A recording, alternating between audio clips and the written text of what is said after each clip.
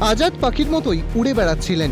অবশেষে সোমবার নিজেই আত্মসমর্পণ করলেন জামালপুর সালিশি সভা কাণ্ডে অভিযুক্ত তৃণমূল নেতা আজাদ রহমান। পূর্ব বর্ধমানের জামালপুরে আদালতের বিচারাধীন বিষয়ে ডাকা সালিশি সভায় উপস্থিত না হওয়ায় বাড়িতে চড়াও হয়ে সপুত্র বৃদ্ধ দম্পতিকে মারধরের অভিযোগ প্রকাশ্যে এসেছিল।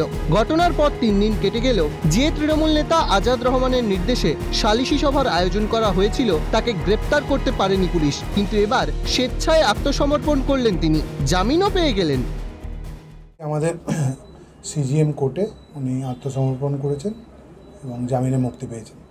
এর আগে তো 12 জন অভিযুক্ত ছিল, তাদের কি জামিন হয়ে গেছে? হ্যাঁ, 2 দিন আগে ওরাও আত্মসমর্পণ করে জামিন নিয়ে গেছে। একটা সালিসি সভা হয়ে সেখানে বিচার হওয়ার কথা, এইটুকু এফআইআরে আছে। কিন্তু এফআইআরে এই আজাদ রহমান নিজে গিয়েছিলেন বা নিজে কোনো কথা বলেছেন এই ধরনের কোনো মন্তব্য এফআইআরের মধ্যে নেই। সেটা অন্য কেউ বলছে যে আজাদ রহমান ডেকেছে, আজাদ রহমান যেতে বলেছে, এইভাবেই আছে।